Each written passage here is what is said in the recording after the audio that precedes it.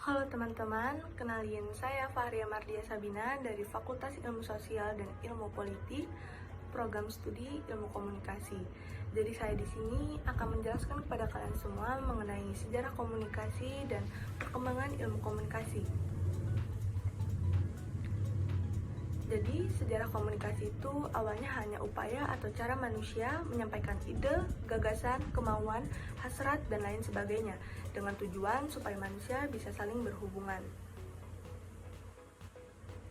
Pada perkembangan awal, batasan komunikasi yang dapat kita terapkan adalah percakapan atau penyampaian gagasan antar manusia secara lisan dan bertatap muka, baik berupa pidato maupun diskusi, dengan tujuan mendidik, membangkitkan kepercayaan, dan menggerakkan perasaan orang.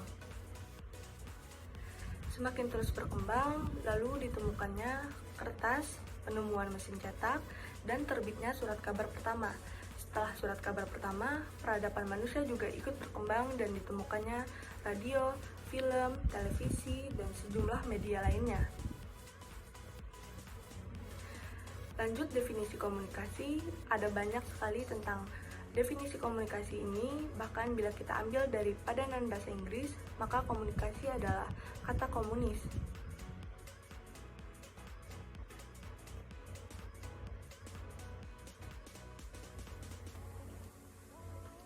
Menurut Everett M. Rogers, pada tahun 1986, dalam bukunya Communication Technology yang berjudul The New Media in Society, menyebutkan bahwa sejarah komunikasi dimulai sejak 53.000 tahun yang lalu sebelum Masehi. Pada zaman ini disebut dengan zaman Cro-Magnon.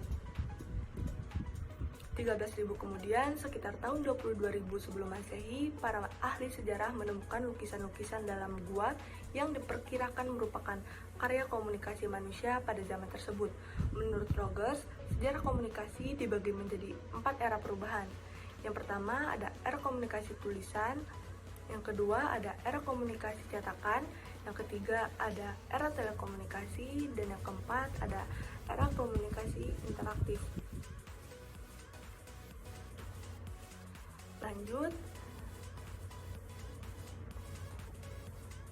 perkembangan ilmu komunikasi.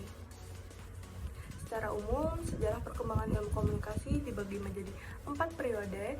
Yang pertama ada tradisi retorika, yang kedua ada pertumbuhan komunikasi, yang ketiga ada konsolidasi, dan yang keempat ada teknologi komunikasi.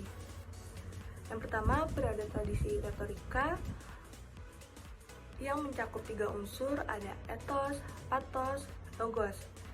Dan berikut ada gambar-gambar dari para tokoh retorika.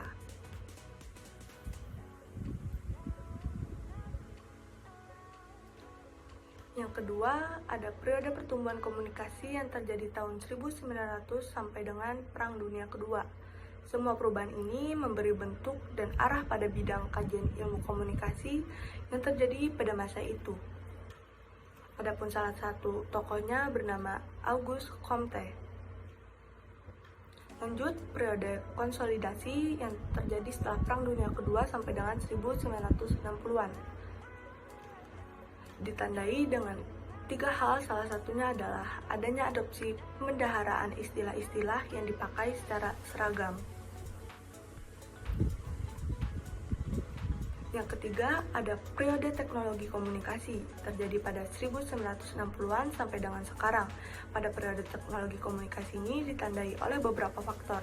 Ada ketergantungan situasi ekonomi dan politik internasional, semakin gencarnya pembangunan ekonomi di dunia, dan semakin meluasnya proses demokrasi ekonomi.